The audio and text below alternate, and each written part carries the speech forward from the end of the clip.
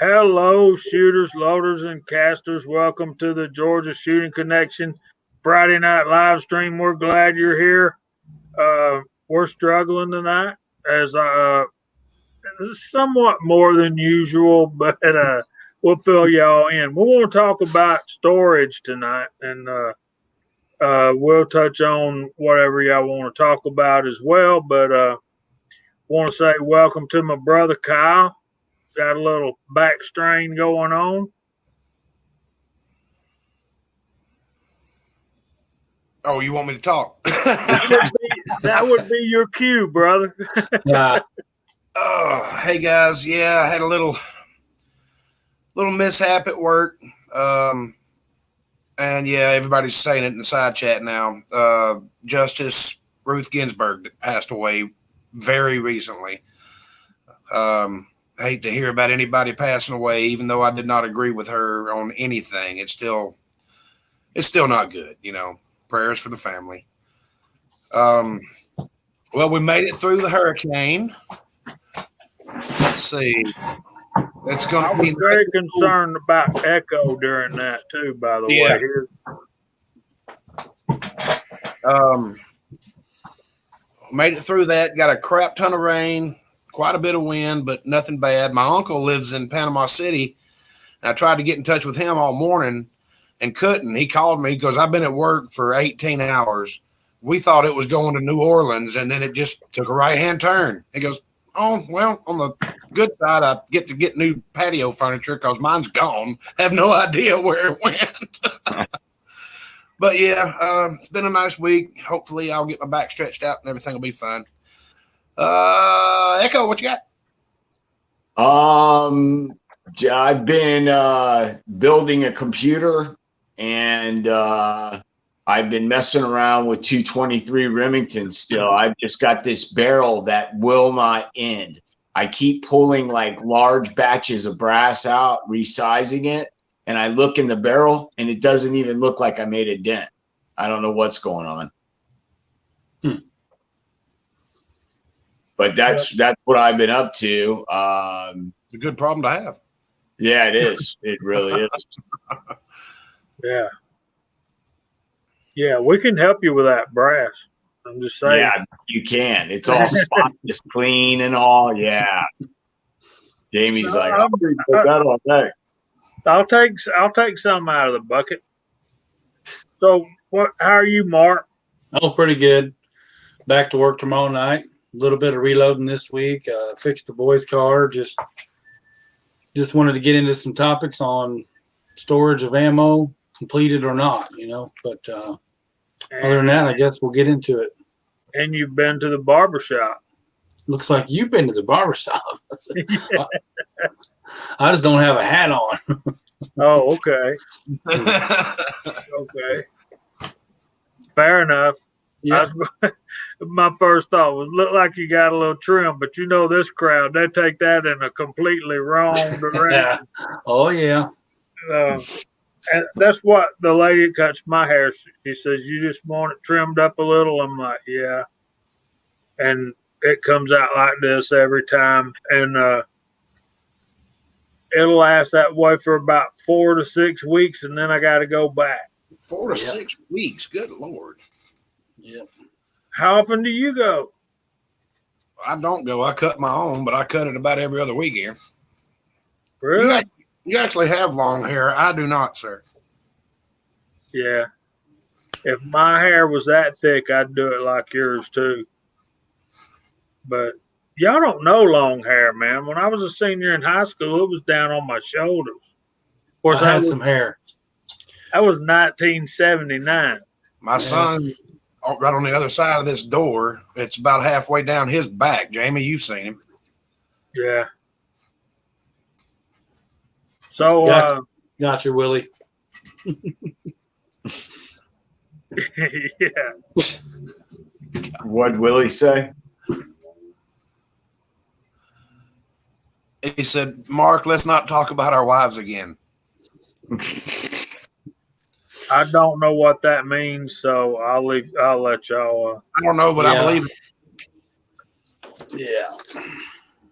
So, my era came along a little after the hippies broke loaded. We used to have a lot of hippie jokes though when I was a little kid. Like, where's the best place to hide money from a hippie? Under a bar of soap.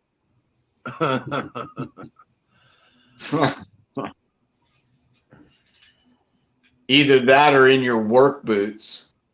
I wasn't going to say it. Yeah. Yeah, there's some stuff goes on around here, guys. Y'all just, it gets hilarious after the before and after. Well, actually, in the beforehand, we're trying to be prepared. Yeah. Brother of Joe. No, it wasn't that bad, I don't think. But I was doing my side job. For those of y'all that don't know, on the when I'm not on here with you or at my regular job, I fix on uh, pinball machines, video games, jukeboxes, all that arcade type stuff from back. I did that for 4 years when I was in the late 80s. When my kids were born, that's what I was doing for a living, worked for an amusement company. And I was at the bowling alley last night, and they were playing some really good classic rock stuff. So that was pretty fun. So we Jamie's had got a pinball machine in his living room that when you get a good score, it says "Welcome to Molar World." I'm going with the Joe Dirt reference here. Come on. Oh, okay. Y'all didn't get that? God. No, well, I didn't. I'm not a Joe Dirt fan. My kids are, but I'm not really. But anyway.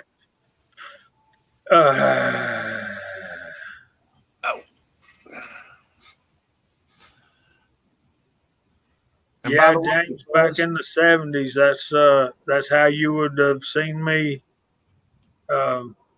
Yeah, if you say you remember the '70s, you really weren't there. So, hey, Fuzz, Yeah. Einstein was born in Germany, not Alabama. Come on, y'all should get that one. Well, at least Mario can't say I'm from the Bee Gees anymore. that's brutal. Finally But got rid of Squatch, you were looking a little BG-ish. Andy Gibb. Yeah, I was like, dang. I'm like, is he doing a reloading channel, or am I going to see some guitars coming out soon? Yeah. Oh, I got a picture one day I'll post. Talk about guitars. I'm about to say, Mark, we need to talk about playing guitars. Yeah, I'm gonna have to relearn because of that little digit, but yeah, we'll see. Well, you just have to find another finger. You have to use your thumb for a G. Yeah, exactly. You got it, brother. You got it. I'm pretty quick on this, you know. All right, I got to tell y'all this since Jason brought this up. The pinball machine I'm currently got parts on order for is an Aerosmith by Stern. And, oh man, I remember that machine. Well, you don't remember this one because it just came out a few years ago, man, and it is awesome. It's got a computer screen on the back, you know, where the back, what we call the backboard, the part that stands up, and it's got 9 of their hits that you try to collect with the ball, you know, hit the targets and collect all the different songs and all that kind of stuff. Yeah, it's that's cool. Yeah, it is cool, and the sound is awesome, and it's got a preamp output, audio output, so you can run it into your component stereo, like in a bar or in your house if you bought one and put it on free play. And there's a couple of YouTube videos on it. If y'all if y'all are interested, you can go to get on YouTube and just in the search bar, just type in Stern Aerosmith pinball. That sounds pretty dang neat right there. I was talking about the one, Jamie, that you probably remember from the late 80s that had the Aerosmith up there on the backboard, and it had the old orange kind of number counters for your scores. Yeah, And each piece would have like a different, it was before LED or liquid crystal. the segment displays. Yes. Yeah. And had the 2 buttons on the side for the 4 flippers. You remember that machine? Yeah, I also remember Kiss. Yes, the Kiss one. Yes, sir. And there was I think it was called Pinball Wizard, but it was Elton John. Yeah. And there's so we're way off target, but anyway, I just wanted to share that with y'all. So That's all right. yeah, we're supposed to have the Scotsman, and Chico was supposed to make a return visit tonight. So I don't know if they're going to pop in. Matter of fact, Chico said if he made it, he would be late. So if y'all want, we might send Willie a link here in a little while, or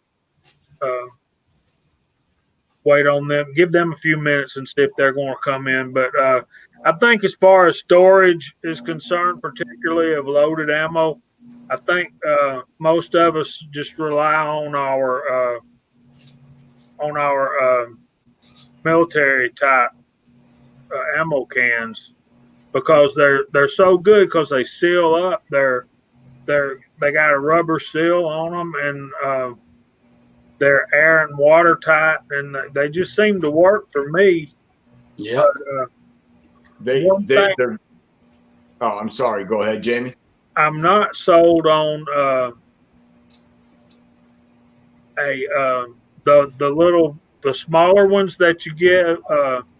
The 30 cals. The 30 caliber ones, the plastic ones that you get at Harbor Freight for like $3 or $4. Junk. I'm not sure. Yeah, they're junk. they're junk.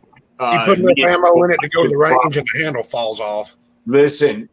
I'm about to tell you a hell story. I'm sure Squatch has had this same experience, or maybe even Kyle as well. I was going to a machine gun shoot about 2 years ago, and I had to carry ammo up to the firing line, and I had to go up a little hill of grass and some of that Georgia clay, because it was in Georgia, and I was carrying up the ammo, these 2 plastic ammo crates full of just ammunition, loosely, dumped in there. I get up almost to the top of the hill. My foot slips in the wet grass and mud, and the box latch busts off of it. Ammunition dumps out of one, which throws me off kilter. The other one hits the ground. The lid pops off of it. So about 3,000 5.56 bullets went everywhere. And it took me the better part of an hour to get those back into the packages. And other things is the tops will flex, letting air in there. And one problem we have here in Florida is those metal ammo cans are awesome.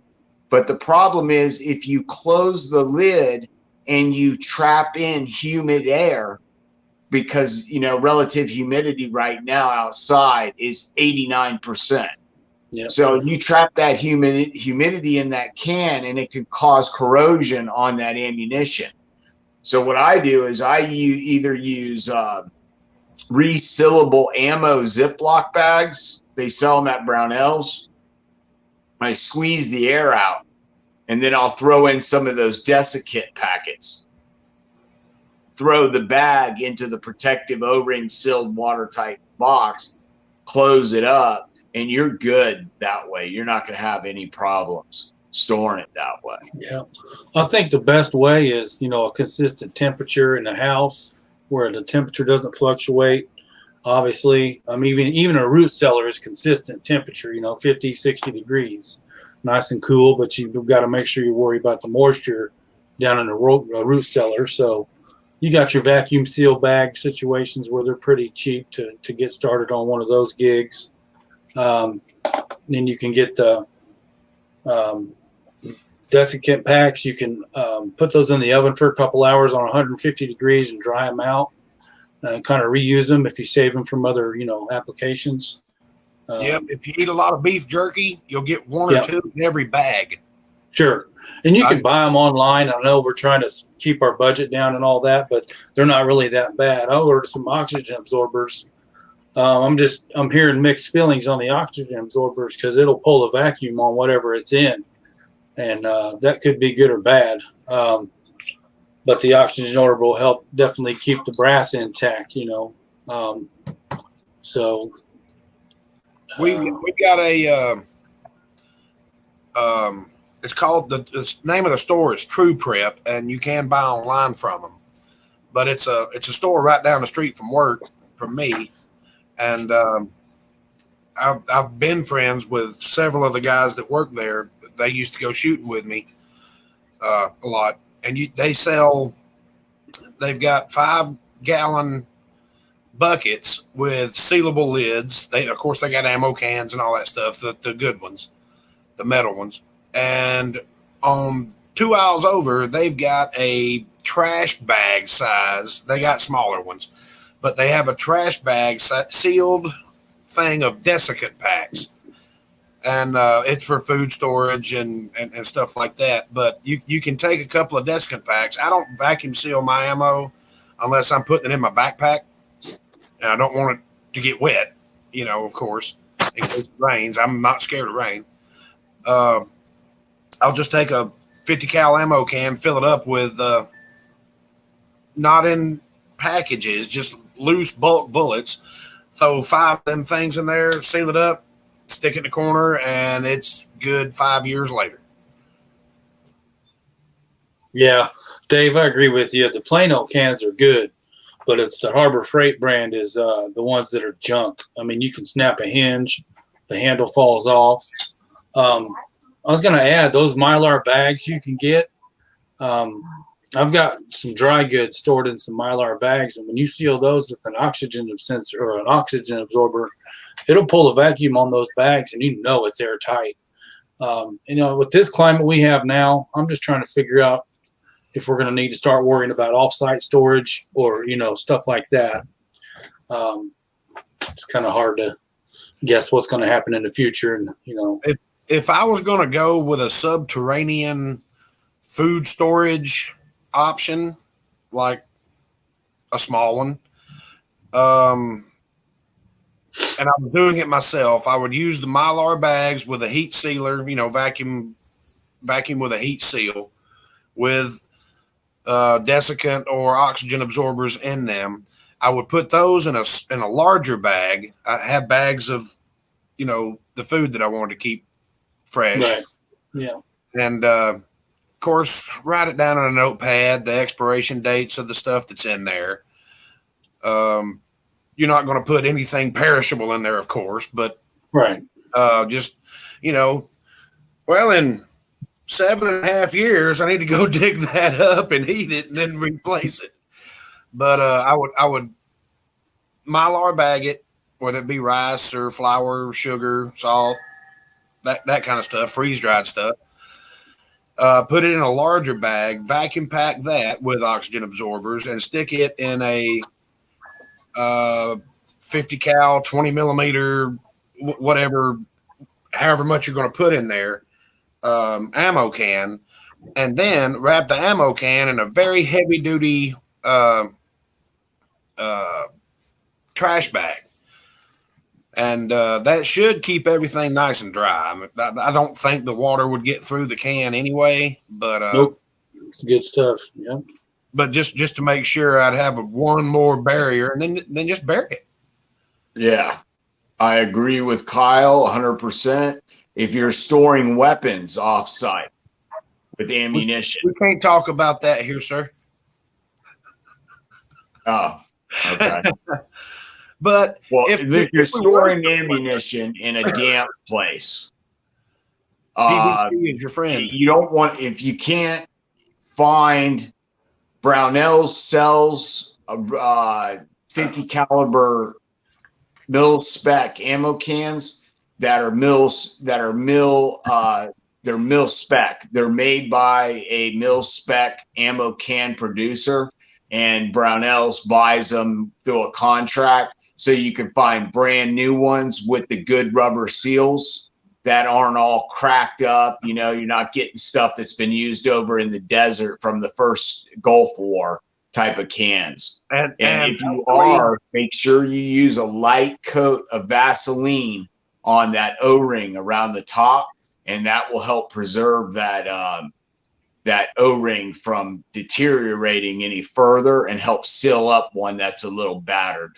They actually sell kits with very good two-sided tape, and the strips are only about, well, y'all can't see that, about that wide. I mean, they're maybe 3/16 of an inch wide.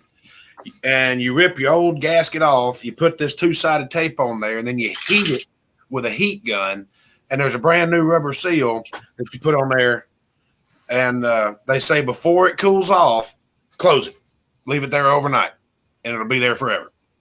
They sell replaceable gaskets for the lids on them things. But I agree. Take a Q-tip with a little Vaseline, wipe the Q-tip off, and then just run the Q-tip around it, and it'll work. And yeah, Daniel's right with me. If you're storing stuff that could corrode, I don't care if it may be non-stainless steel nuts and bolts underground, and it could corrode, PVC is your friend. Well, sometimes on those parts you're talking about, separate them in materials. If you got wood, take the wood off of the steel. You don't want that temperature change to build up some condensation. Yep. And you can order Cosmoline. You can order grease. Pump those areas full of grease, and you're not going to get moisture on them. Stuff them in a silicone sock, vacuum seal them. You know, we all know we can get 60, 70 years out of some of that stuff. So, well, think about the condition that the firearms were in when you went to the Army Navy store and bought a SKS in 1996. It took me 2.5 weeks to get all that shit stuff out of there. Right. They packed that baby full, and it looks brand new. And another cases you can look for and be aware of, if you can find a military surplus type shop near your home, you can get the 105 howitzer and 155 howitzer ammunition container boxes. And they give you a lot more room, and they're O-ring sealed as well. And you can put food, metal objects, brass, whatever, and you can use those, and those are very reasonable. What's the MTM plastic ammo cans? I wonder if that's just another brand name for Plano. No, I think he's talking about the 4-pack ones, like yep. On the rack. Talking about, I've had those full of 45s or 44s, stuff like that. They're not like the Harbor Freight ones. The Harbor Freight ones, the dang handle will pop off, the latch will break. They're junk. Yeah. The MTMs, Georgia boy, if that's what you're talking about, the 4-pack. Those are good. Me and Chico both love them things. And the 50 cal ones, you can put some ammo in them babies. And I have yet to have any problems. And you can ask Jamie. I'll show up at the range with one full, packed to the top with 40 loose ammo, and don't have a problem with it. Except, my back hurts when I drive home. I'll do some digging. There's a place you can order new seals for the 30 cal and 50 cal cans, because sometimes they wear that groove in them after they've sat for a while. Right. But if you start fresh, you're just giving yourself extra insurance that has a good seal on them. But you can crack open a 50 cal can full of milsurp ammo, after I grab 2 or 3 boxes of it out of there. And every time I open it, it's been sealed. It has kind of a hiss to it, and it smells like, fresh gunpowder. Like I was saying, that company I was talking about, and they are online, true TRU-prep.com. They sell the kits to. There you go. There you go. I wasn't trying to give them a shameless plug, but I know that they've got them. But then there are other places out there to get them. Yeah. 5-gallon buckets are easy to come by.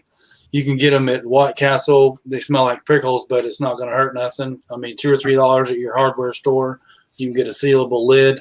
Yeah. I put a lot of rice and dry goods in those.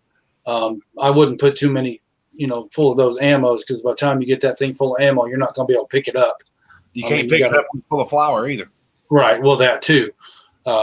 You just got to space out your storage. Flour in one, and it's still sitting in the exact same place where I poured the flour in it. Yeah. But yeah, the best idea, I guess, is in the climate controlled area. But I'm curious to hear who out there in the chat, or if you guys have had experience with some that, you've had in the humid area, where how long would you trust a can of powder?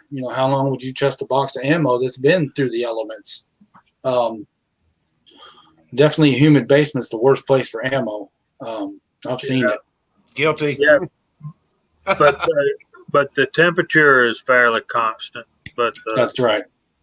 But the humidity, unfortunately, it's very constant too, and very high. Yeah.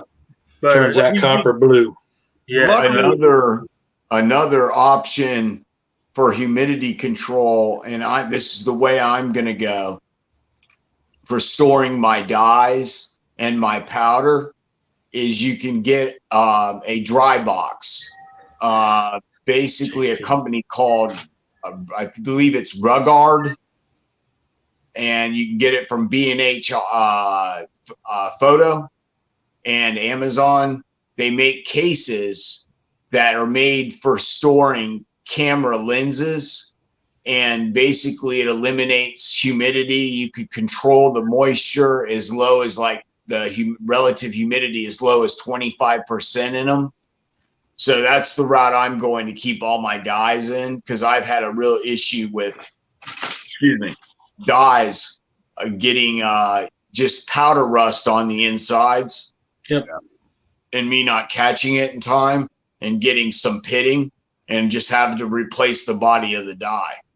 And that's no fun, especially when you've got a substantial investment into your reloading equipment. You don't want to have an issue.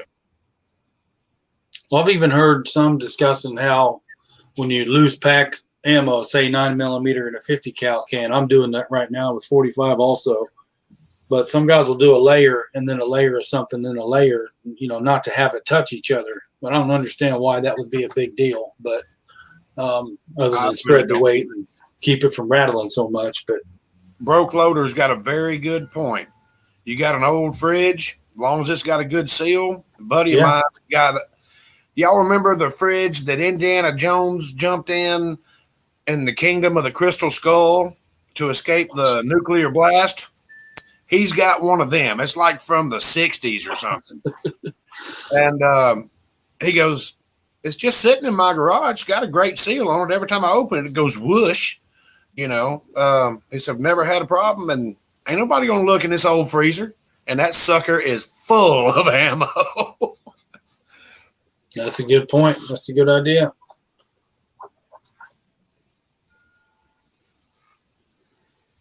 Heck, you could even put it on a fridge that works, 55, 60 degrees. Keep your powder in the garage. You're a little more safer off-site, I guess. It's not in your bedroom or your loading room. It's a good idea. Yep. Chemicals slow down after so many degrees, so they won't degrade as quick, obviously. Well,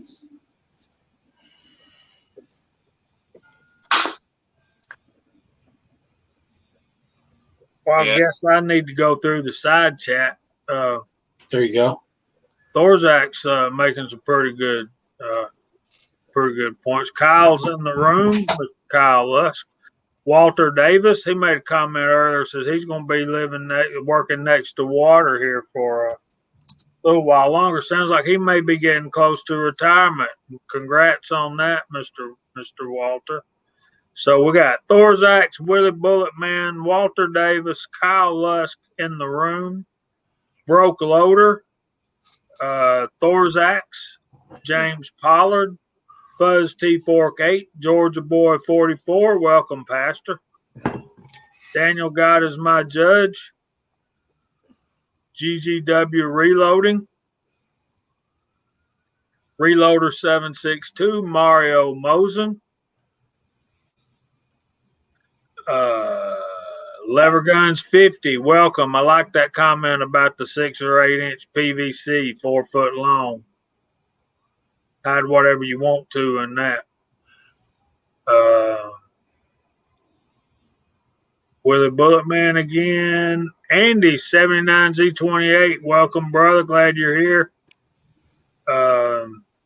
Lever Guns 50 again. GGW Reloading, I already said him. 6-shooter Texan, welcome. And the rest of y'all, Signal Soldier 31, Tacos and French Fries, Jason Stewart, K24,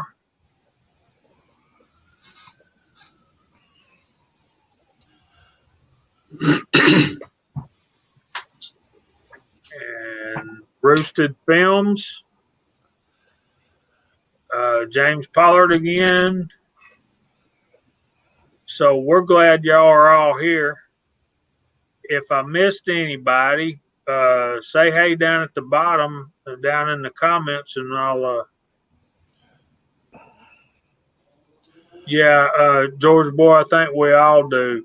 I reload in the house. The humidity in Georgia is not too good. and, and it's the same way in Florida. I know it is. I've been in Florida enough to know. Hey, there's Big Al, y'all. Say hey to Big Al. Hey, Big Al. Hey, how you doing? Same way in Indiana and Illinois and oh yeah. Place I've been with very low humidity is Nevada, and it was so funny. The first year I lived there, it got up to like. It was warm, but they have a humidity season. It got all the way up to 40% humidity, and everybody's dying. I mean, they can't breathe. Oh my God! I'm like, get the heck out of here! In Georgia, you can stand and do a 4-cylinder tuner. That's 4 spark plugs. You get done with it, and you got 2 water pools where your feet were. I said, this is nothing. This is great. You get out of the shower and you got your air conditioner on, and as soon as you get out of the shower, you start sweating. You don't even use a towel. There's no sense in it. All you're doing is getting a towel wet. You're not drying off. By the time you get in the bedroom and put your clothes on, you're soaking wet again. I'm glad that, Jamie, it's coming, brother. It's coming next week. Temperature's going to change. I think it already did here. It's beautiful out there right now. The high is like 71 degrees. It's going to be great. Nice. It was nice today. It was still 80, and humidity was high, but it was cloudy and overcast, and we didn't have that sun beating down. So, hey, Chris 338. That pesky nuclear reactor in the sky. We missed Duck U. He was on earlier. And so there's a good idea. Jason Stewart, can you store primers in ammo cans? Yep. That's what I do. Just make sure you use some type of desiccant packet, because primers, when you seal them up, I was told by CCI, because I called and asked them, I'm like, I live in Florida right near the ocean, and I got high humidity rate. What would you recommend how I store them? He said, keep them in like a toolbox or something that's got good, air coming through it, nothing sealed up, unless you have desiccant packets in there or some way to suck the air out, because sitting in a constant humid environment even the military style primers, they have problems. That's why they make primer sealer. Yeah, they're not as bad as they used to be. When primers, back in the 60s and things, they had a lot more issues with moisture than the today's, because of the sealants and the primer compounds they're using is more. It's tougher against moisture. Here's a good point. I happen to work in an industry where they'll send us an engine, whether it be a long block, short block, or whatever, complete engine, but they're wrapped in plastic, and there's these huge socks of desiccant. And I'm sure a lot of you other people, either on the panel or in the side chat, will work in that environment too, where you have access to these. And I've told all my guys, when you open that pack or when you open that plastic wrap, let me be there.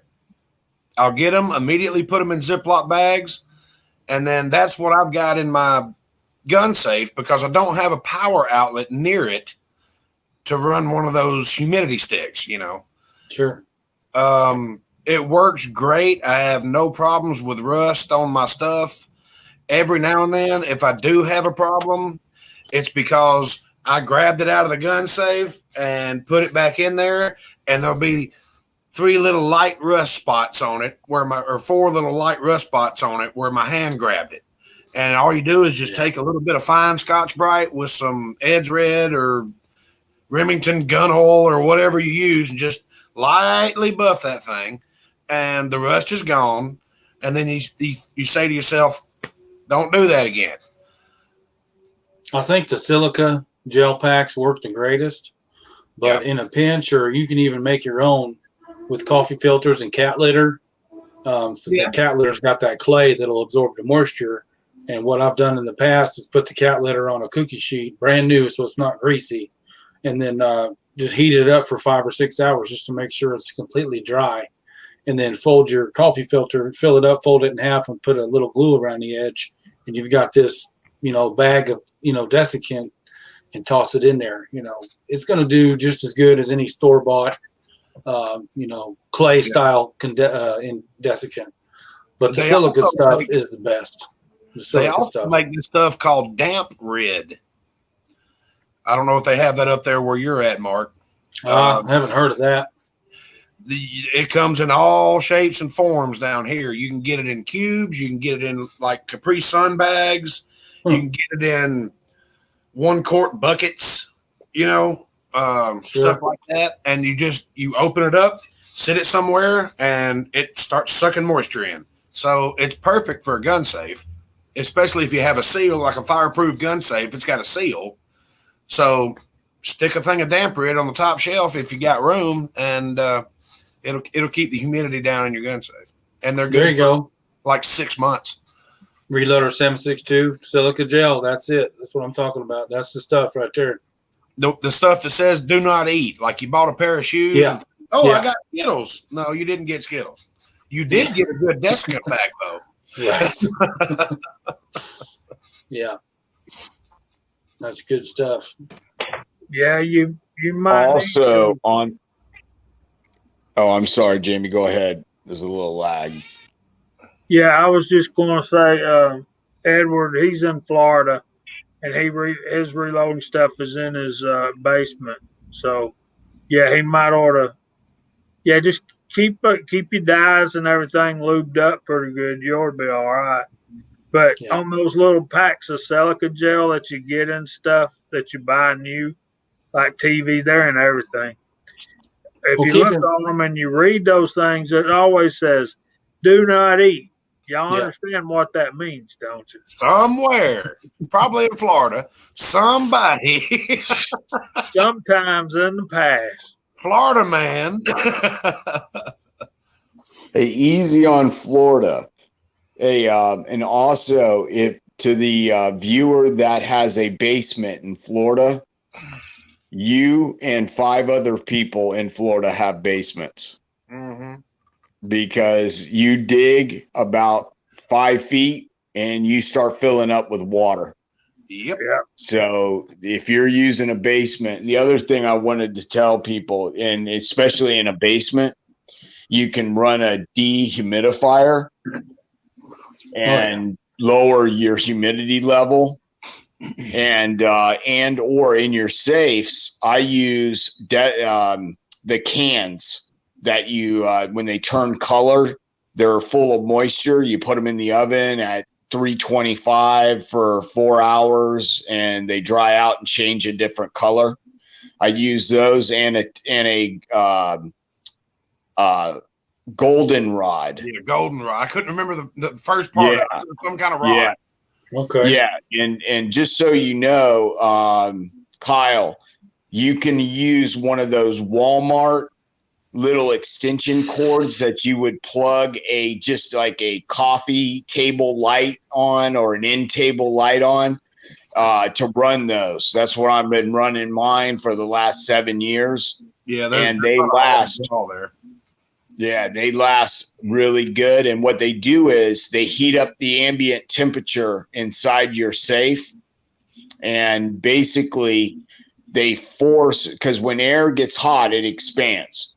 So it forces out any moist air through the openings in your safe. And even if you have an O-ring on your safe, like I've got a pretty expensive safe, but the bottom line is they still leak air. And when you have that Tipton goldenrod, I believe it's made by Tipton. It might be someone else, but I know the name of the company's goldenrod, that the actual product. Right. And you can even use them in aircraft to keep moisture out of your instrument clusters, on boats that are docked at marinas, to keep mold down. It basically just makes the temperature a little hotter. You'll notice when you open your safe after it's ran 24 hours that when you open it, you get kind of hit with just a slightly warm. Now, this isn't anything that you can have gunpowder stored with a goldenrod. You can actually grab the rod with your bare fingers and you feel it's warm, but it doesn't burn you. And you just basically set it at the bottom of your safe, right closest to the bottom of the door, and it heats up the whole safe, heats up. Even the guns will be slightly warm to touch when you bring them out. And basically it keeps moisture from forming inside the actions and inside the barrels. And basically I highly recommend them if you're in a humid situation or you're in a basement. Well, my basement is climate controlled. It's a finished basement. That's actually where my bedroom and bathroom are. So I don't have that much of a problem. That's why I just throw a bucket of damper it in there and change it every 6 months. I want to talk about this comment right here for a minute, if we can. Walter Davis says he came across an open, rusty coffee can of 30-06 stamp 1952, and all of it worked fine. It's odd how just open air will preserve things. I won't argue that point. I would never argue with Walter. He's a really good dude, but I want to take a minute and think about the difference between the ammo that we would load and the ammo that he found in that rusty can, being military ammunition that was stamped 1952. I think there's a significant difference in what we load and what the military buys. And Mario, you can chime in if you can. Most all military has that seal around the bottom, has the Primer sealer. Primer is sealed up, and then a lot of it, if not all of it, has a strip around where the brass neck and the projectile meet as well. Not all of it, but some of it does. But besides, we also know that we're working with 1 to 2 thousandths of neck tension on a loaded case. I wonder how long a loaded round would have to stay underwater for the powder to actually get wet. But that's some That's just what crossed my mind when I saw Walter's comment. Generally, put a heavier bullet crimp on military contract ammunition, um, just for that fact, because that forms a better seal, and they seal the primer. That's generally enough. Sometimes, if they know that that particular lot is going to a particular place with extremely high humidity consistently, they will. It's like methylate. Anybody remember methylate? Yeah. I do. It's basically like clear nail polish. Clear nail polish. They'll take methylate, like we used to put on our cuts from our grandmother's house, and they'll go around the case neck, and it just puts one more little barrier. But they usually rely on just the neck tension to seal it, and those are generally loaded in humidity controlled environments just for that reason. Yeah, if it also, when you got to think military, they're going to be sending some of this brass or these casings, these loaded rounds to SOCOM military units that like the Navy SEALs that are going to be exiting submarines underwater. And I've personally reloaded once or twice shot brass with 55 grain bullet for a 223, putting in a CCI 41 primer, and used clear nail polish and sealed the primer, and used a nice medium to heavy crimp on the actual bullet, and set those in a bucket of water, and actually waited till the brass started changing colors. And I pulled them apart. No powder got wet whatsoever, and the primer went pop.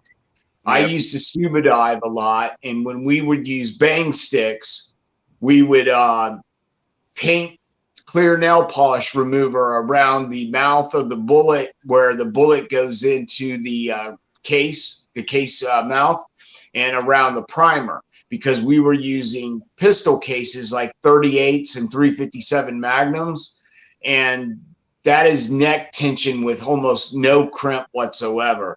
So more or less, and you're at 30 to 40 feet of water spearfishing, and the pressure there is 1 atmosphere. So it's forcing the water into the cartridge from the pressure.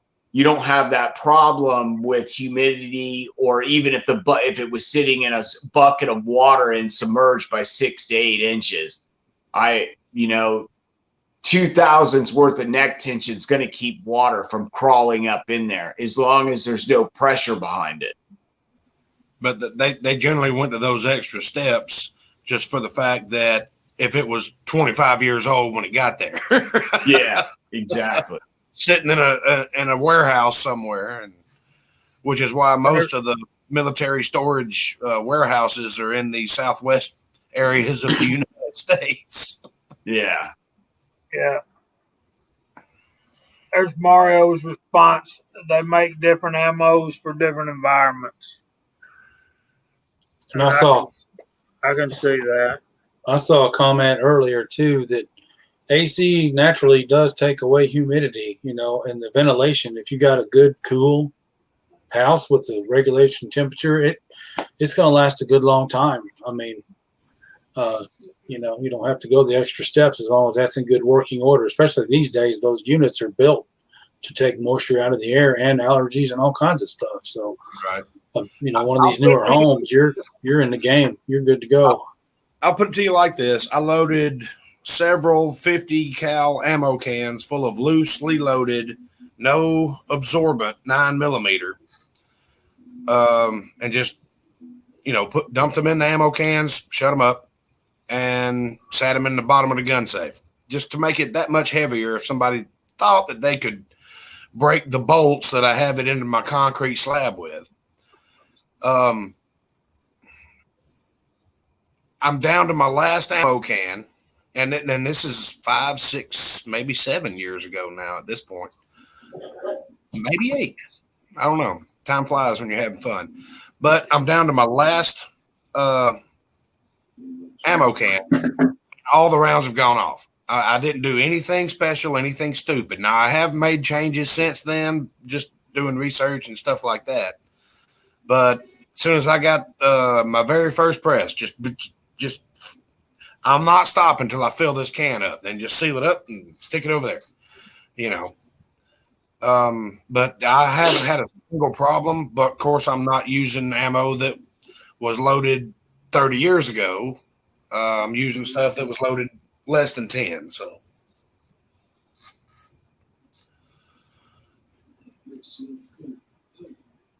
Oh, single shot. You get out in the. I don't care where you're at in the desert. It can be 130 in the afternoon, and yeah, it can snow at night. It's the damnedest thing you ever seen in your life. And I think that was the point, the main point that Mark wanted to make was the fact that, we need to, if we can keep our stuff in the house, it's going to be a lot better than, Oh yeah, different extremes. I don't want to bury it, just because I want it to be here with me. But Well, it's like I got hunting property 2 hours away, and I don't store a whole lot down there, obviously.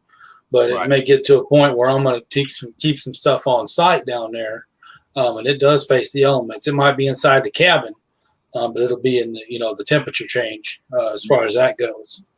So just looking at that, and if I things are was getting- gonna, and I've come across this before, like 223 is especially bad. 308s, depending on what round you're using, is not that bad. But 223, you vacuum seal it, that's pushing every single one of those bullet points, unless you put it in a box, but every single one of those bullet points against your little vacuum bag. It will not vacuum seal. Exactly. You got to double line those usually. I usually double line when I vacuum bags anyway for ammo. Now, Yeah, check out that 44, 45, all that stuff. Yeah, you can suck up a pack and and it's fine. It's good. It's not going to puncture it. Yeah. But your rifle ammo will. Don't ask me how I know this, but everything's still fired. So, Squatch, what you're saying is you double bag your bullets. He's not Squatch. That's MCK. Oh, I'm sorry. I can't see the screen I very was looking well. for him in the side chat.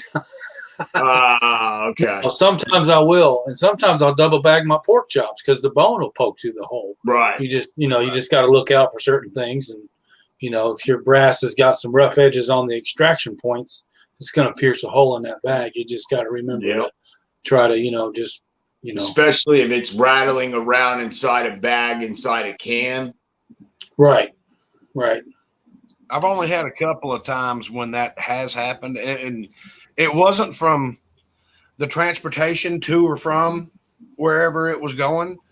It was just sitting in the bag, and there's so much pressure on that bag that eventually it'll just, beep, and then it swells up. But all the rounds shot.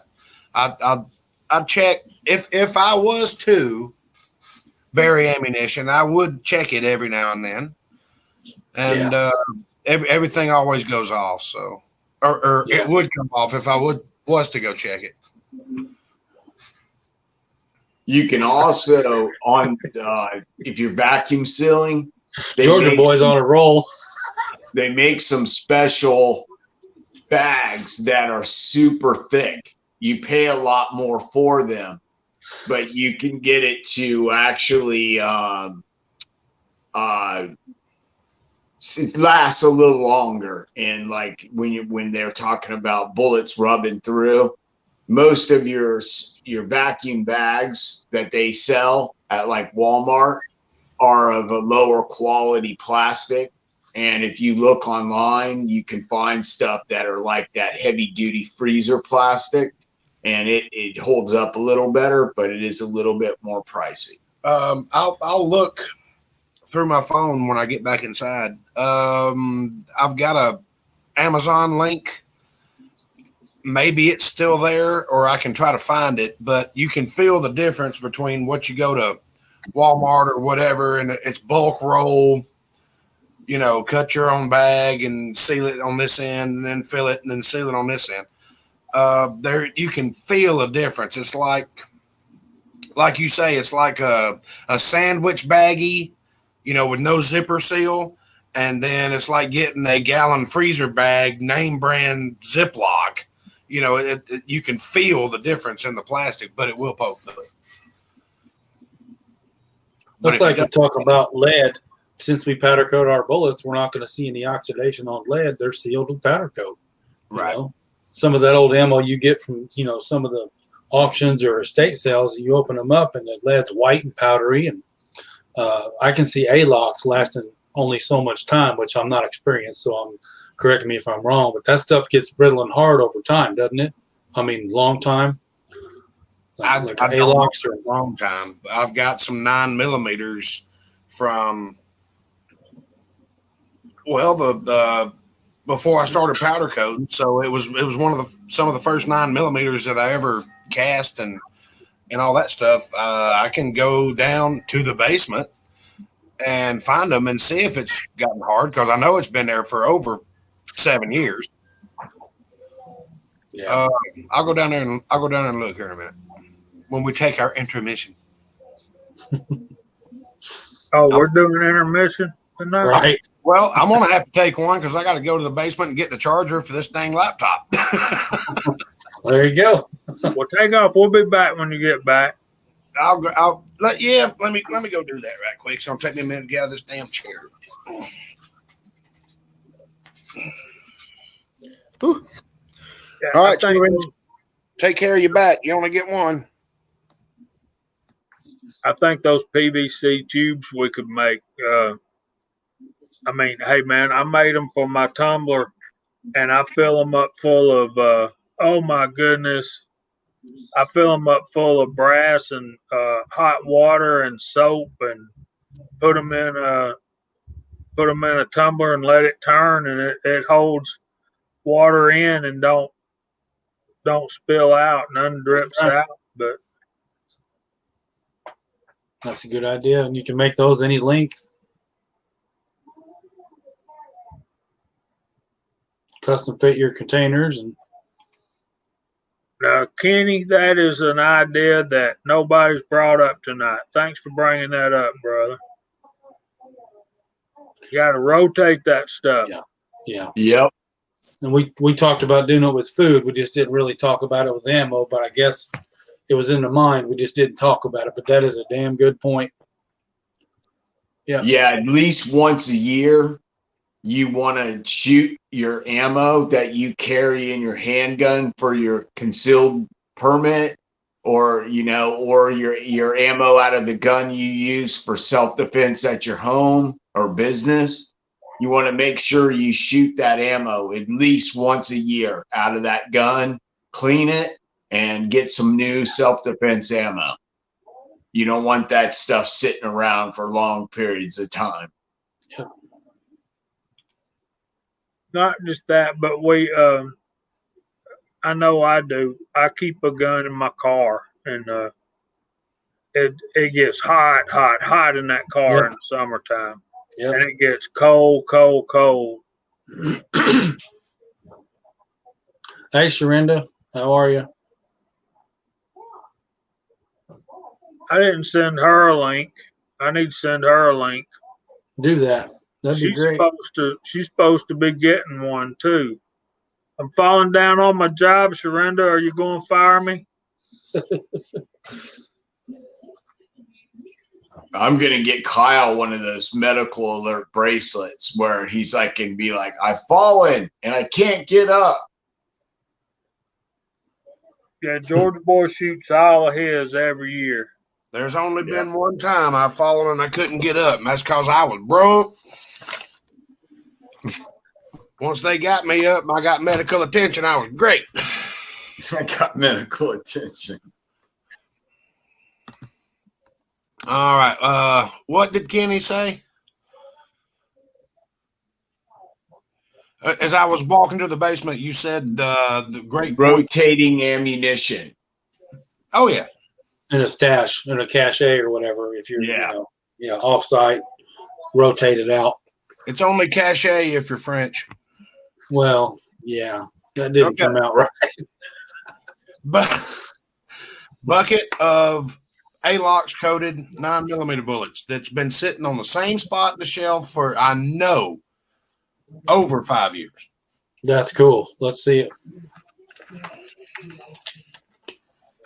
Get that bucket, Kyle. There we go. It's not hard, flaky, brittle. It's just coated. It's actually greasy. It's good enough. Now, I guess if you used a whole tube for 300 bullets or whatever's in here, Right. It might be gummy and. But it could have been a homemade brew with a lot of beeswax or something to give it that flaky type texture over time. Instead of 45, 10, it was 58, 32, 12 or something. Right. Yeah, Big Al, that's a good idea, man. Putting that stuff in water bottles. James, that is a good idea. These Gatorade bottles are thick. I use them for bullets. I didn't think about using loaded ammo, but that's a good idea. yeah, put some desiccant things in there, a couple of those in there. Yep. Y'all know what I use after my bullets are powder coated and all that stuff. Call me old. Yeah, if you get those 1 gallon, those 1 gallon Gatorade containers, they have the big mouths on them. Right. So you could even fit shotgun shells in them if you wanted to. Yeah. Gatorade. Powder coated bullets. I just use salsa jars, spaghetti jars. Let's see, what's this one? Yep, spaghetti sauce. I'm too much of a klutz. I ended up with glass all over my shop. Well, hey. Actually, you and me. Hey, baby girl. How's it going? Can you hear me okay? Yeah. Okay. I don't have my headphones on today because I'm in the hen's den. Look at that. Look at there. You gonna give us a tour? You ready for a tour yet? Yes, I am. What you're saying, Echo, is you'd end up with this? Yeah. That was me.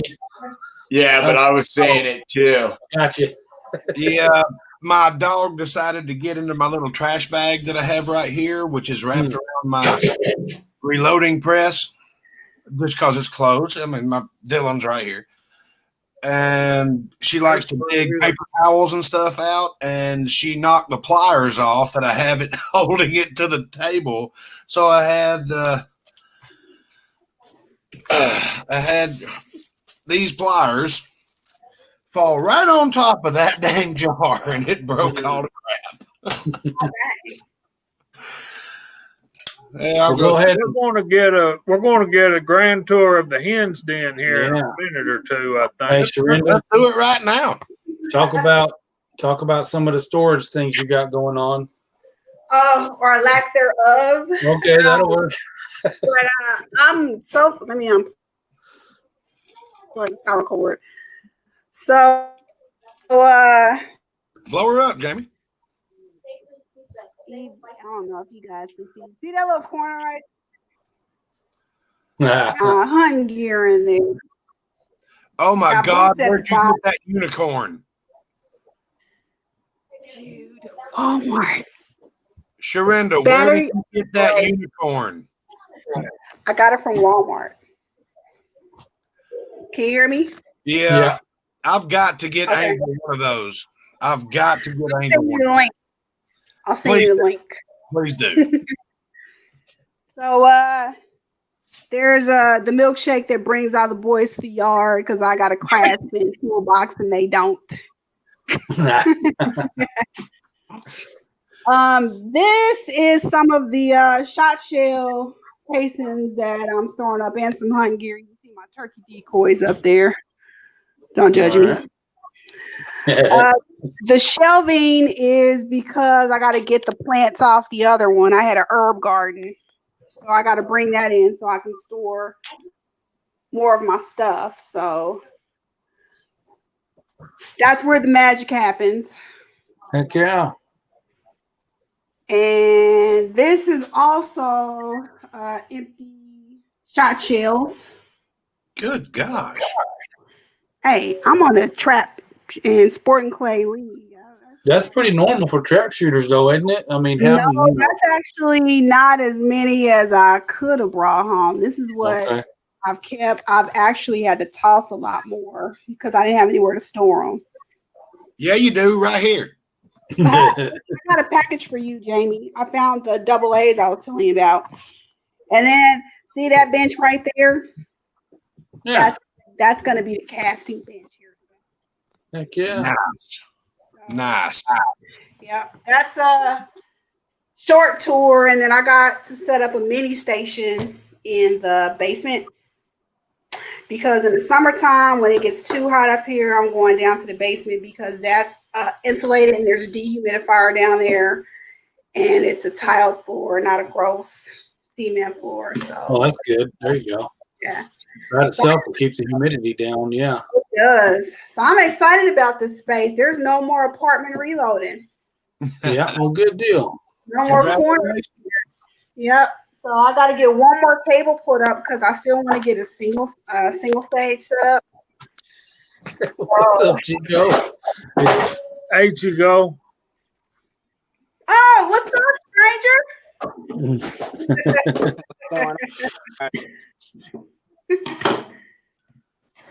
Now we can get started. Heck yeah. Can I show y'all something right quick? If it's bacon, no.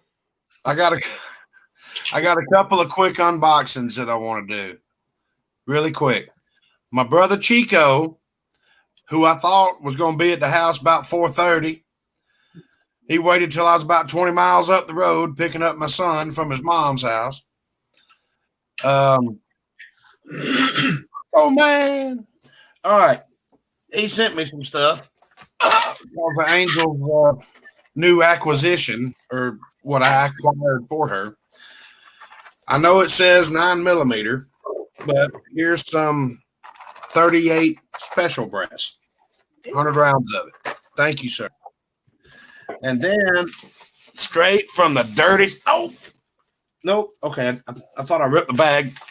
Straight from the dirty South. He sends me a rainbow of fruit flavors. Yeah. I'm gonna go through here and see what all my gracious brother has sent me. Are those copper or orange colored in there? I saw that too. Yeah. There are some jacketed hollow points. Cool. Yeah, there are some jacketed hollow points and stuff in here. I'll go through. I'll make a separate video on it. I'm not gonna do it on here, but that copper penny does a good job, don't it? The copper penny. Yeah. Jamie sent me some copper penny. That doesn't, man. That's the. If I didn't have 20 pounds of powder coat sitting in there, I'd get me some more. I think Chico was a little clairvoyant on what we were going to be talking tonight. Is that why you sent me this paper, sir? No, I just think that helps everyone. I try to send those out in a package every time I get a chance. I get those from the job. If anyone's unfamiliar what that paper is, it's it should have a name on it. It's like rust inhibited paper or something, inhibitor paper. It's a corrosion inhibiting paper that is widely used in the automotive industry. Yes. Yes. That's correct. Yeah. I get like our Go rotors. Ahead, our rotors are wrapped in it. Some, not all of them, some of them. So right. When I see them, grab them. I opened the package up just to flip through it right quick, and I went, "Why did he send this?" And then I heard from Jamie we were talking about storage and preservation and all that stuff, and I went, "Did he know that?" Well, because back in the day, guns came wrapped in that stuff. Yes, they did. I've always called it oil paper, but yeah, it wasn't Yeah. nothing to get a new gun and the Sure. box be lined with that stuff. Another point I want to make while I got the floor for a second. They were talking earlier about the ammo cans. Georgia Boy said just line your ammo boxes with cardboard. And then Thorzax made the comment that when you open a brand new one, that all that's in it is cardboard strips. So apparently that cardboard's going to suck up a lot of moisture as well. So Sure. Yep. I hadn't thought about that. They're filled with little hula skirts. And the pastor, man, let me tell you, Georgia Boy 44 just got all kind of neat little old time country tricks. And he ain't that old, but he's full of that stuff. Can I show y'all something else that I got from a member of the panel who is over there? Uh-oh. Nice shot. Yeah. Getting good at it. There you go. Can y'all read that? Yeah. Oh, cool. You were just, that was last week's discussion, right? Yep. And he hooked me up. He found some. I've got plenty now. Uh-oh, Chico.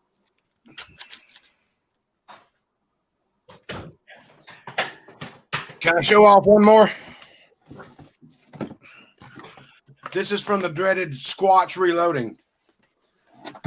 I haven't got a chance to put it on yet. The press is up here. The DramWorks powder measure. Oh, sexy.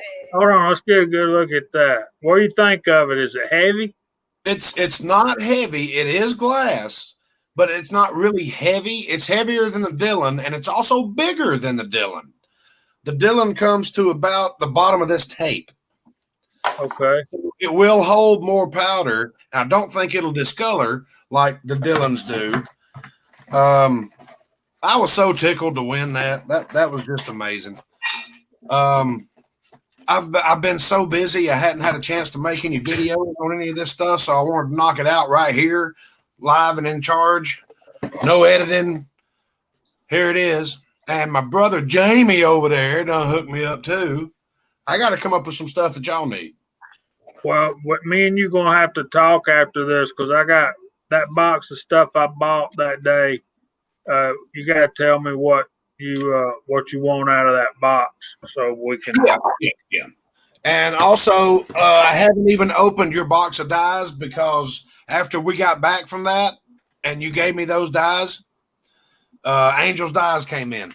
They're on this bench somewhere. I haven't started yet, but and now that Chico brought me my old 45 Long Colt dies back, I now have a tool head. Have y'all tried to find tool heads for anything? You can't find a tool head for nothing. Nope. There's Ocean. What's all going on, Julio? We ain't seen you in forever, dude. We've been missing you, man. You can't find a 4-hole turret head for one of these lead turret presses anywhere. Well, you need one? I mean, No.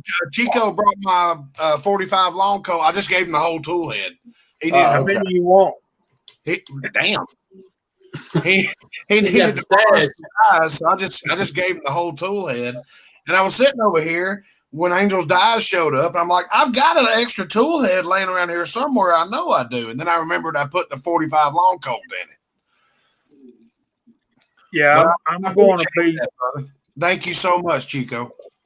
I'm going to be saving up and getting me another turret for my T7 here before long. But I got other needs that have got to come first. I got so many things. I'm going to do an unboxing video. I got stuff laying around. I've been meaning to do unboxing videos, and I'm going to do one, but it's going to be like an hour long. So, yeah. I'm way behind, and you guys that have sent me stuff, I just really appreciate it. I want to tell a quick story. Y'all remember back in December, and Chico, I'm gonna need your help, so don't run off too far. Um, we got we had when we were doing the Mike Treen fundraiser. Y'all remember us having what was his name? Uh, Sean from Black Bag Resources. Thank you. I told you I can't do anything without Chico, and I'm so glad he's back on here tonight. So, yeah, Sean from Black Bag Resources was on, and he donated a 15-inch Timber Creek blue handguard, and then we didn't hear anything from him until like August, and he had found it, and he said, "Hey man, I still got this, and I was supposed to send it." And, we sent him that information right that night, but I was talking to him, and the dude that won was Carmen. I can't remember his last name. Maybe Chico does, but I sent Cameron Brayan. Chico was the man, y'all. He can remember all this stuff. So, are y'all starting to understand why I miss Chico when he ain't around? Anyway, so I sent this. He sent it to me, and I sent it to Cameron. I need to check with him and make sure that he's got it, but he should because I sent it 2 weeks ago, and I hadn't seen Pony 47 on here tonight, but I mailed out his gas block yesterday or today. Anyway, I'll send him a copy of the link here when we get off here. It's in the car, so he can have the tracking. But Chico, we have a list somewhere in Georgia Shooting Connection email or in one of our email about the guys who sent in their Lee safety scales for us to blow up. And since the COVID, and we had to postpone our get together at Dead Zero. Echo has stepped up and agreed to donate a Redding powder scale for one of those guys, and I still have the Frankfurt Arsenal one, brand new digital one in the package. And when we get a list, if we can find that list, Chico, we're going to go ahead and give those scales away. We're going to give, we'll have 2 prizes. And once we give them away, Echo can send his directly to the winner, and then I'll send the other one. To who wins that. So, yeah, that's what I want to do. I want to go ahead and give those prizes away, but at the same time, we're not going to blow those up until we all get together and we can all have a part in that and watch those aggravating things go up in smoke. What I was just talking about, the Crazy Scotsman's in the side chat. He's here. He sent me an email. He said, "Here's the link." He found me a 4-hole turret on Amazon. Quick and easy, bim, bam, boom. It's going to take it a minute to get here. But they did say in stock. I looked at 45 different things because Angel was like, "I want to load some 38 special."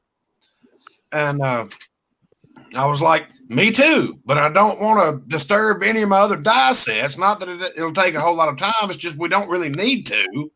I got an empty tool head for the Dillon. I'll just switch it over from large to small primer."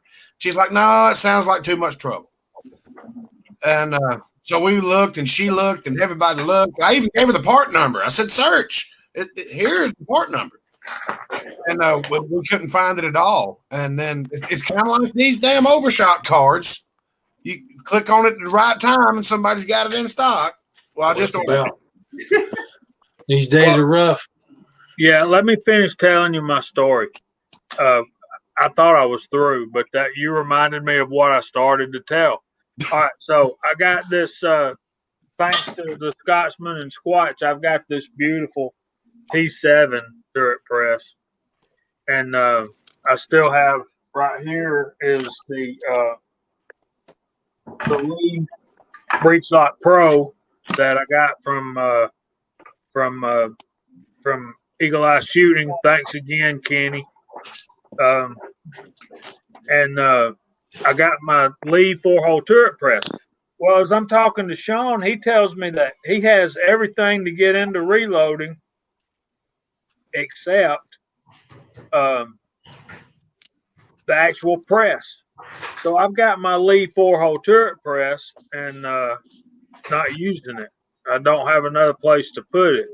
So I'm thinking, that was my first press, and I really don't want to, but I need to send that to him. So I'm getting that thing. I took all my dies out of all my turrets, like y'all just saw that stack of turrets, and I'm getting ready to unbox it. He sends me an email and he says, I got all this stuff, found all of this. I'm in this reloading forum group kind of thing, and they found me this bundle, and bunch of stuff, old powder cans and stuff like that. And yeah, probably Eagle, probably do. And down at the bottom of this stack of stuff that he has completely covered up, he's trying to hide it from me, right? He's a sneaky little sucker. I'm telling you, I love that dude. But there's a blue frame, right? There's a blue frame down in there. So this sucker gets a used 550 Dillon, and he says, well, I think it was a 550. It may have been a 650, but I don't know that much about Dillon because I don't own one. But I'm like, yeah, man. And he's like, I said, I can't believe you got this. He never would tell me what he paid for it. He probably, but he got a 550 or a 650. So I get to keep my Lee 4-hole turret press, which I also love, Georgia boy. And that was my first press. So I hate to part with it, but I was going to send it to him if it would get him started into reloading. And but I still got it. And yeah, so I'm glad he got a press. But we still need to send him some stuff because he was involved in our fundraiser and all that kind of stuff. So now that he's officially going to get into reloading, I think we need to overwhelm him with packages of cast bullets because that's what we do. And I think that would be really cool. So if anybody wants to get in on the act and send him some bullets, let me know. Get in touch with us at I'll put my email in the comments and y'all can email me directly. I think me and Chico both kind of quit looking at the Georgia Shooting Connection email. We got to get back on that. So we hate to interrupt your current broadcasting program, but it has just been posted that Tin Man's wife just had their baby. I didn't know she was pregnant again. I thought that was yesterday. Dang, Kyle, again. Yeah, it was kind of on the down low anyway, kind of quiet, but it's all good. Well, congratulations to them, Yes. the lovely new family. Yeah, that's awesome. Thanks, Georgia boy, for putting that up there. I didn't know. Awesome. Anyway, I got to tell you guys. breaking news. Yeah, we need to send them a bunch of baby stuff too, don't we? I don't have Tin Man's address, I don't think. I probably can find it somewhere. Well, I'm sure we could find it somewhere. I think I've got it somewhere. I got it. I'll send you a text later, guys, if you want it. Yeah, so if y'all want to send some bullets to Black Bag Resources, let me know. We can hook you up with that address and He said he's going to be doing 9, 40, and 45. I think 38, but I got a list. I can look back in my messages and find that. I do have the Lee bench plate, and they do work well. But I also have the inline fabrication flush mount, and I like that too. I think I need to do a video on comparing the two.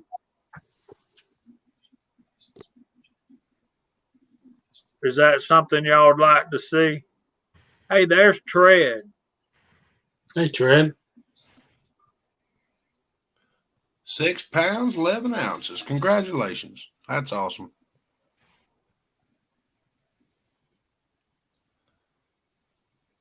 Hey, Baby Tread. girl. Y'all want to see something funny? Do you have a pink onesie that says pew pew on it? No. I mean, not for you, but No. Disturbing.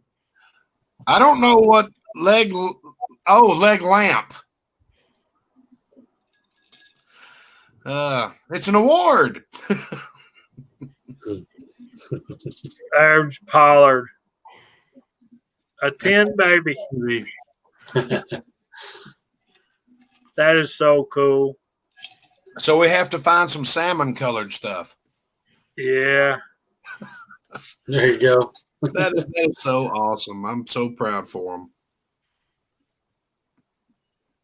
It's good news. Oh Lord! Now everybody's typing. It's a major award. So I know Chico, MCK, you might have seen this. Y'all ready for a chuckle? Always. Dun dun dun dun dun dun dun dun. Uh-oh. Yeah. Did you go full Police Academy right then? Yes, I did.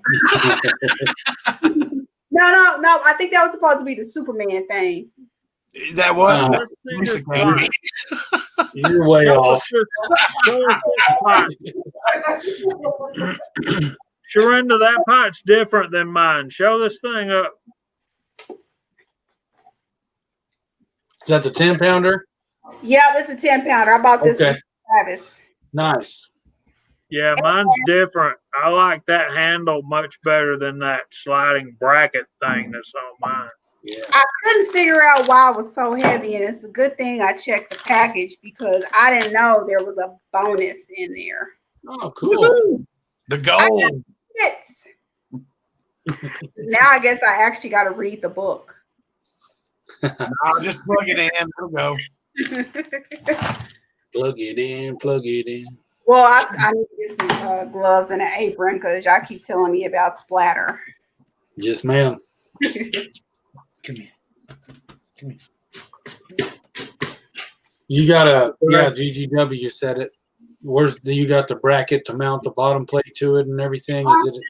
Yeah. Okay. Good deal. Take it out. Good deal. Right on. Screws in it too. Heck yeah. Yeah, just wouldn't fit in the box. Good deal. Good night, Big Al. Hurry back. Good night. Sweet. Be on a roll now. Almost. I got to get the table put together first and read the book and then ask y'all tons of questions. Bring them on. Mm-hmm. Oh, Echo. Yes, ma'am. Ladies, I did before I hopped on here tonight. I had just finished the Well-Armed Woman demo via Zoom. It was the weirdest thing ever, but it was fun. It was a learning experience. They may want to pick your brain for rifle round demo. Okay. I couldn't show them that. I don't have everything yet to demo rifle rounds, but they were like, "Oh my goodness!" And I'm like, "Yeah, I know." We got to tell you two things that's been mentioned in the side chat. Georgia boy is right. Wear your boots when you cast. Boots. And Buzz T. Fork says you need to vent the fumes. So, in other words, go outside. Don't be casting in that room.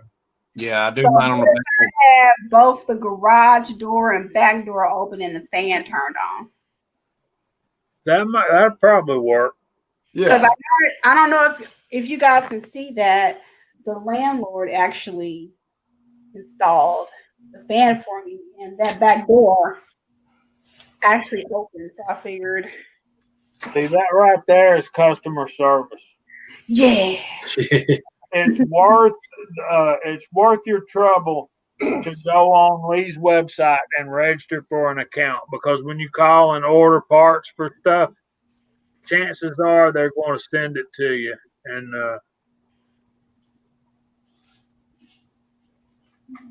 there's a new name. Manto is yep, and it's the Bad Influence gang family too. Thanks for being here, Dan. We appreciate you coming in, brother. Welcome to the crowd. Howdy, Dan. Welcome to the party, pal.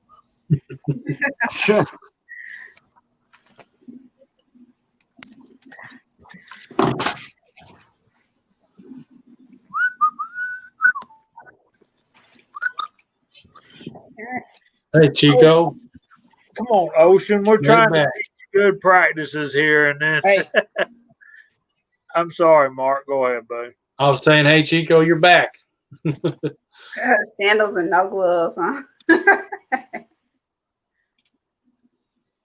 I'm back. Welcome, Dan Tao.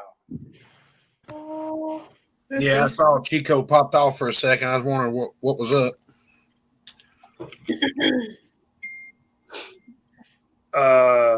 Chico froze up for a little bit. Broke Loader says love Die Hard. I think that's Chico and Kyle's favorite Christmas movie. That is the favorite Christmas movie, sir. There are two types of people in this world. Those that say Die Hard is the best Christmas movie ever, and those that are wrong. Just remember that. National Lampoon's Christmas. No, that's the second best. No, it's got to be first on my list. Just because the shitter's full does not beat Yippee-Ki-Yay. Nope. The classic scene with Chevy Chase out there doing the Christmas tree lighting. That was the best. Oh, yeah. When he goes Yeah. back and kicks Santa over the rainbow. So Dan went big time. He got a brand new Dillon XL 750.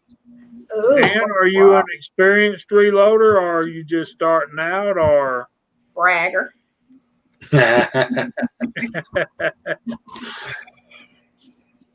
I've got a little bit of a reloading announcement as well. I've got a friend of mine who lives a block away, and his neighbor happens to be a gun guy. And they came over with their children and went swimming, and we grilled out and all that stuff. And he was looking around on the back porch, and he's like, "Do you reload?" I'm like, "Yeah." "What do you load for?" And I told him, and he goes, "Do you mind if I come over one night and or one afternoon or whatever and watch what all's involved with it?" And I'm like, "No, that's fine, you know." And so he shows up and he brings brass and shotgun hulls and all this stuff. We load up some buckshot for both of us. He took 10 of them. I kept 10 of them. No tread. The frogs were gone. And he was like, "Do you mind if I look? You want to reload some pistol or some rifle or something so I can see what's going on?" I'm like, "Yeah, sure." So we loaded up some 270. He actually had some 270 brass, but I had some that was already cleaned.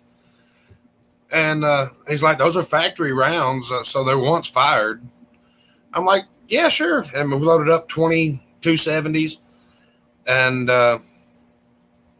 then we loaded up, I think 50 45s, and he was like, "What's the difference between that press, that press, that press, and that press?" And I said, "Well, that one's for shotguns. You know, that's a Lee 4-hole. They're not really expensive, but they're really good." I said, "That's a Lee load all. You got to keep your eyes on that one the whole time." And I said, "This Dillon, if you're experienced with a progressive press, it works really good. If you know what to look for and stuff, and you can feel it when something goes wrong." And he was like, "Oh, okay, cool." Well, he was at Cabela's, and he goes, "They're totally out of primers. If I buy a set of dies and some projectiles, can we load for my 6.5 Grendel?" I said, "Yeah, but you're gonna need to get some powder." I said, "I got a couple of primers that we can use, but not a lot because I'm running low on large rifle primers." And he goes, "Okay." He shows up to my house with a set of dies, a box of Hornady 130 grains, a bag of shotgun wads, 3 more bags of brass, 2 pounds of powder. I'm like, what is going on? And he goes, "Well, if it's okay with you, my Dillon 550 will be here on Friday. Can we bring it over here and set it up on your table, and you can show me how to use the dang thing, and we get both press running at once?" I'm like, "Yeah, I guess." And then he says, "Oh, and I bought this for you." He got me the Lee, what is it, the Challenger, the C press, the single stage, looked like a C clamp. Yeah. He said, "Here, they had this, and I bought that for you just for helping me out." I'm like, "Am I being sponsored here and don't know it?" Because I asked him, I said, "What I owe you for all the press and the wads?" And he brought over some other stuff. I have to go in there and look through it. And he goes, "You don't owe me nothing. Just give me some knowledge." I went, "Wow, okay." So I'm gonna create a new reloader, and we're gonna video it. Nice. Very good. That'll be good stuff. Dan Tao did say that he was just starting out. He might need to go back and look at our last few live streams where we've done a whole series progressing through the beginning reloading thing. So that Lee Challenger is a great press. They have a better one. The Lee Classic Cast single stage is a better version of that same press. It's cast iron. I got to look and see which one it is. I think it's the aluminum version, but I'm like, "Dude, you didn't have to do this." He goes, "No, I appreciate it." He goes, I shoot a lot. And I've only met this guy like a couple of times. But he's always been a gun nut. That's who I got the 38 and the 44 Magnum from. He's a gun nut. And wait until watch. Kyle's going to come home from work, and there's going to be a line around the block of people wanting to know how to reload. Well, they're going to need to go down to the Clarence Brown Conference Center down here and see when they're holding a class, because I ain't doing it. But I'll show this guy. He made his own rounds of buckshot and all that stuff. And I'm like, "Measure the powder. Here's a scale. And, this is what you got to do." And I said, "We're going to load them a little." All the women to Sharinda. Send all the women to you. Right. Yeah. Wait, now go on, get. Wasn't they refer to it in the old days, the juke house? Georgia boy, I got that C press, and that thing, Elvis Ammo was right. You'd be surprised at all the cool little quick stuff you can do with that press. Yep, exactly. That's what I was telling Ryan. I was like, "Dude, just get you one of those little Lee single stage. You're going to want one anyway." I said, "I'm using my progressive presses as a single stage for a lot of things. Most of the time it's rifle brass. Just decap it so I can wash it. I said, just start out with that. That'll teach you and get you in the practice of setting up your dies. I said, the cool thing about replaceable tool head progressive presses is you set the dies up once and all you got to do is change them. And we went from 270 to 308 in like 6 seconds. And he went, are you kidding me? I'm like, no. And he was like, okay, what's that red thing over there? I said, that's my Hornady electronic powder measure. What you got there? I love that thing. That's a Lee breech lock bushing. I don't know. This one doesn't have that. I don't think. I'll go when I go back inside. I'll look. But I thought it was cool that he bought me a press. I was like, why didn't you buy it for yourself? He goes, well, my other one will be here on Friday. I'm like, oh God. But RCBS turret, go with the rock chucker if you're going with an RCBS. That it's been around forever, and I don't think anybody's ever broke one. I would slightly disagree with that. I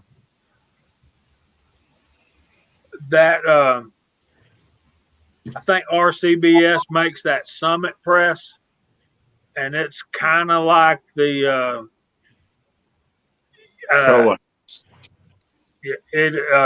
coax. That thing is bad to the bone. New York City Reloaders got one. RCBS makes good stuff, man. I ain't gonna sit here and tell you no story. Right. They are good. The rock chucker has been around forever, and you will not go wrong with a rock chucker. I don't see how the RCBS turret press could not be good. As good as that rock chucker is, and as nice as that Summit press. And they also make a very good or very nice looking. I'm not used one, of course, but they make a progressive press as well. Yeah, the Rock Chucker Pro 7. Yeah. Ryan was asking me about Lee load-alls. He said, what's the difference between Lee and RCBS and Dillon and Lyman and all this stuff? I said, it's all on what you want to do. I mean, that's essentially what you have to ask yourself before you get your first press. What are you going to do on it? Are you going to load precision rifle rounds? Get a single stage.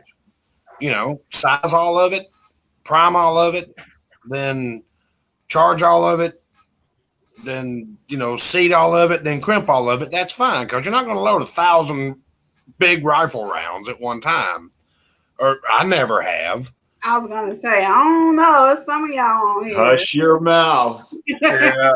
Well, I mean, I've loaded a couple of hundred at a time. I'm not going to lie, but that you don't blow through that like you blow through 9mm. I said I was into shooting a lot of pistol at the time when I started. So Sharinda's giggling. I went with this. Like, I shoot the heck out of some rifle ammunition. Yeah, he was like, what about this shotgun reloader? They got one for 20 gauge. I got a 20 gauge. I said, well, I don't have a 20 gauge reloading press. I got a 12 gauge. And I said, I don't even have a 20 gauge anymore.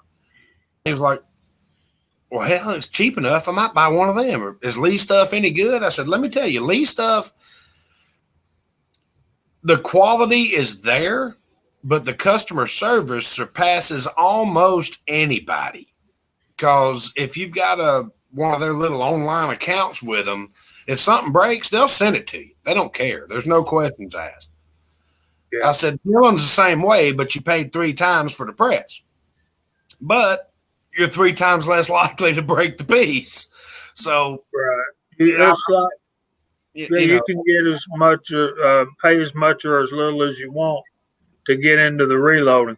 This little C press back here that I got, the little Lee press, I paid $36 for it off Amazon back about 4 years ago. Now they're up to like $58 or $60. I think that's the same press because he said it was like $46 or something. Now Yeah, that's what you use for sizing, isn't it? I use it to size bullets and to decap brass. Okay, because I got to get one of those next. I actually got some sizers, and I got a box of casts and stuff. Nice. Yeah, it's good to see Uncle Jim today. I was watching his.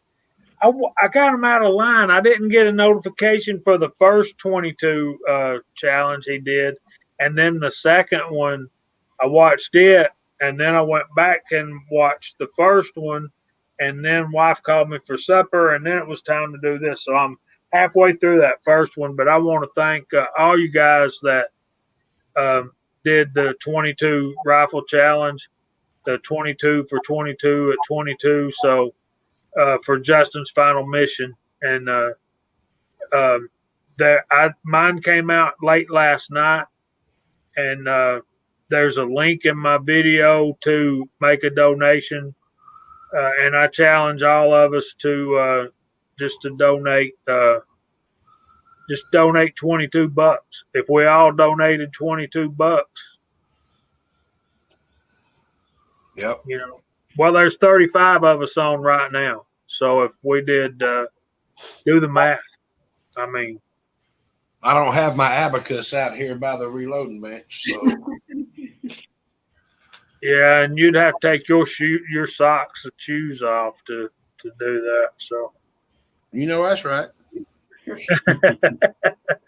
but yeah, we're starting to wind down. I guess we need to start going through the room and get ready to wrap this up. Actually, we've got about 15 minutes. We were a little late getting on, but I want y'all to look at my buddy. Yeah. If we all donated $22 right now, everybody's on the chat, that's $770. Yeah, it would be. That'd be close to $1,000. Which And would be you guys, shave our beards. well, 2,000. I said close. I didn't say there. Yeah, yeah. But I bet you the weasel that sent you that link, I bet you he can tell you how far we're away from having to shave our beards, because he's foaming at the mouth for us to shave on a live stream. Here he is. Scotsman, where we at? I know you still. Oh, you had to leave and go to work. Crap. Probably. I gotta call him in a little while. Yeah. But I want to thank all you guys out there who served. And if you served and you're having trouble, just give one of us a call. We'll be glad to talk to you. But yeah, back to Jason.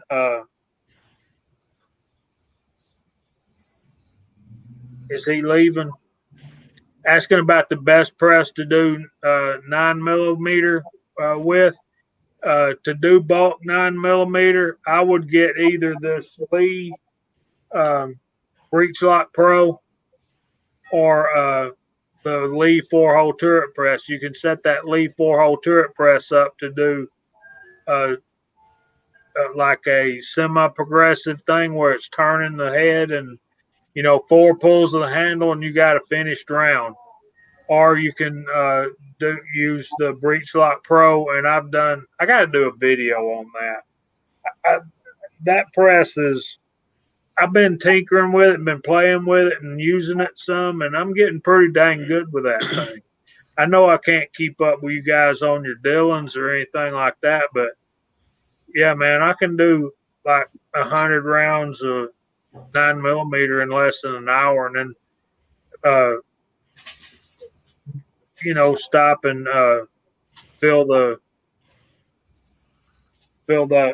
sorter thing up, and then primers again, and yeah, man. The way I do my Dillon 550, because you have to use the primer magazines and feeder tubes and all that, is I'll sit there, I'll load, go through 100. I'll take a break, get up, walk around for a minute, and I'll load 2 or 3 more primer tubes with 100, and then sit down, load 100, reload the primer mag, load through that. So I just made 200. Get up, walk around, because you can't sit there and do that. Either you're standing up, you're sitting down, or whatever. But I got a jacked up back anyway. But I don't like to be in the same spot for too long. So, but I'll load 200 and then 100 and then reload some primers and, that kind of stuff. But it doesn't take that long to load up the primer mags and dump them. I think didn't we do a contest on who could load the 100 rounds in the primer pickup tube the quickest? We did something like that, or somebody did. Because I remember doing that because I was like, Chico, you did it too. Who did that?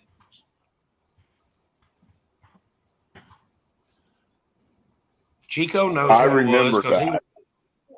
He was in on it. Chico was in on it. Who the heck did that, Mr. Memory? I know you're not talking to me. My memory, I had a stroke a long time ago. I'm talking to Mr. Muted over there. He's typing. He can't talk because he's so choppy. That's what he said.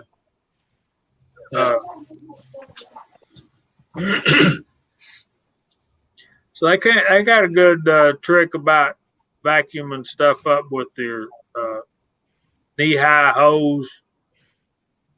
Guess that keeps it out of the motor and stuff on your shop vac.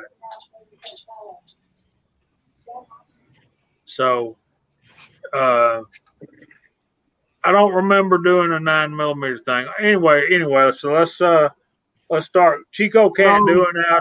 Just loading your Dillon's what it was. Loading your Dillon primers is what it was. Whoa, $800 for a used 550. I don't want one that bad. Oh Lord. Who the heck?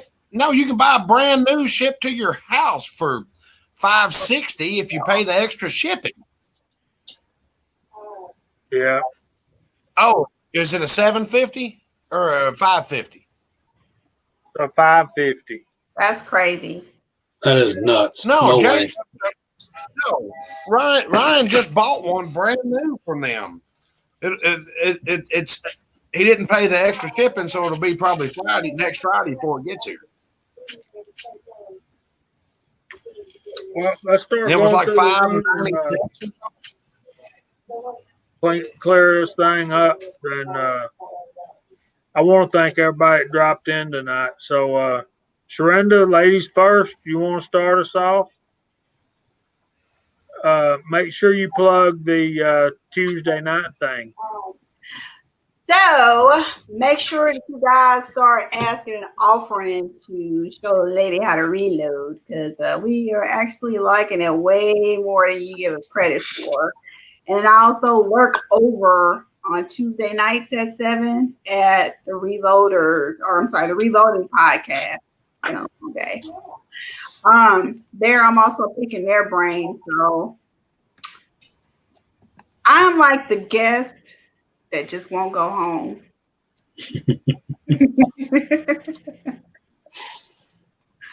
Who's next, Mark? Who? Mark. Well, guys, it's time to gear check. Sight in your rifles. Deer season's around the corner for most of us. Charlie started. Yeah. Archery comes in about halfway through October up here. So, just get out there and do some shooting, guys. That's all I got. Very good, man. I want to say Mark went to the trouble to get his laptop and his webcam running, and he did some study on the storage thing this week for us, and he's looking really good, man. You got a really clear picture, and your sound is very good, and you just Very good. Very good work. So, Echo, you around up there? Yeah, I'm trying to break things. Trying to break stuff. Nah. Yeah, phones are slippery. I am going to be working on doing some more 223, and then I've got to finish up about 60 rounds for about 5 or 6 different fellas that are doing 308 Winchester for their hunting ammunition. I've been reloading for a friend of mine who's a welder, and every year he outshoots everybody else with his ammo, and he puts it in factory ammo boxes, and he's been telling them that, oh no, this is just Winchester. And he finally broke down to him and told him that, he's got a guy reloading for him. So he came over and asked me with about 20 boxes of shells of cases. He's like, hey, do you think maybe you could do some more bullets? So I guess I'm waiting on some rifles to be dropped off so I can get measurements on chambers and start the whole process. And Yeah, that's what I'm going to be doing. That's the only way I would did it. I got a buddy at work that wants me to do something for him, and I got his upper over here, so I'm ready to go to the range and test those out. I probably need to do a video about that, but you guys, one quick question before we leave. You guys in the side chat, can I use a 30-30 Lee Factory crimp die to crimp 300 blackout? If I screw it down, will it work? I think it will. I don't know, because it's activated by the. Yeah, I don't know the answer to that. Those are caliber specific, Jamie. What you're going to run into a problem with is 30-30. The actual the way the neck and shoulder are, that's how the crimp die knows where to stop the case in the crimp. It's shoulder. That's the way it lines up, because when it presses from the shell holder on the bottom of the collet that closes, that is a specific link that is caliber specific. If you put something in there that's a little bit longer or a little bit shorter, you run the risk of actually crimping the case too low or crimping the bullet itself. 308, Chico, 308 work, same size. Uncle Jim says Lee collet for 300 blackout. I'll check it out. Right. Because I was going to use my 308 crimper for 30-06, but it's too long. Yeah. There you go. AR Gun says nope. 308, yes. Good enough. There you go. I don't have one for 308. I got one for 30-06. That'd be way too long. Yep. I don't think I can get a 308, a 300 blackout to reach the crimp in a 30-06. No. Anyway, that's a subject for next week. We'll talk about that next week. So let's see where we're at. We're at. I went last. And Chico can't do one, he says, but man, it is so good to have you back on here, Chico. We sure have missed you, brother. I remember that video, Kenny. Yeah, that was incredible. Yeah, I can try. I know my the feedback I hear is a little choppy. So everyone, thanks for joining us for another Friday Night Georgia Shooting Connection. What else? Keep eyes on the market. Stuff is coming back and forth in stock. Sometimes Kyle's giving me the thumbs up saying he can hear me. I hope so.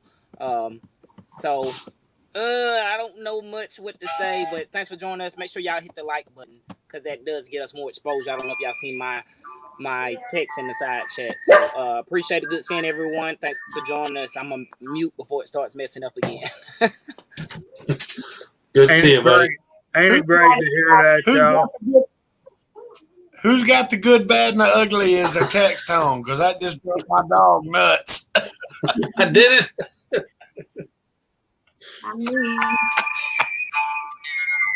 There it is.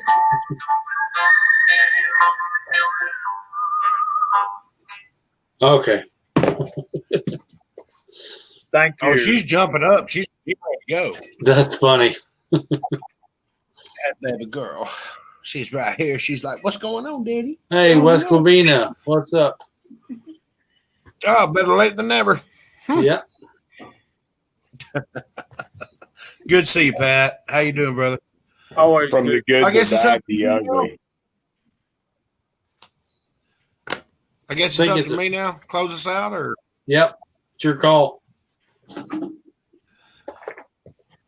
well, thanks again to everybody. There's been some news come out while we were on here, but everybody spread it out, and we all know. I thank everybody for coming here.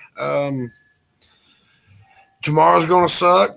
My back's a little jacked up. I'm hoping to fix that here in a minute on the inversion table where I show my feet off. Oh, I'm sure a couple of I'll people be get a kick out of it. expecting pictures. oh. Put some I'm lotion. sure you will. Put lotion on my feet? Put some lotion on them. We don't want to see it looking like you walk through chalk. You don't want you don't and your wanna see my ashy feet. Right. We don't want to see them chubby and crust. don't want to see them crusty feet. Okay, I got it. Yeah. I'm gonna get some footage for a video that I'll piece together from tomorrow, because we're gonna be doing some redneck crap in a shady environment and making everything happen. We're gonna see how quick we can drop 100-foot pine trees,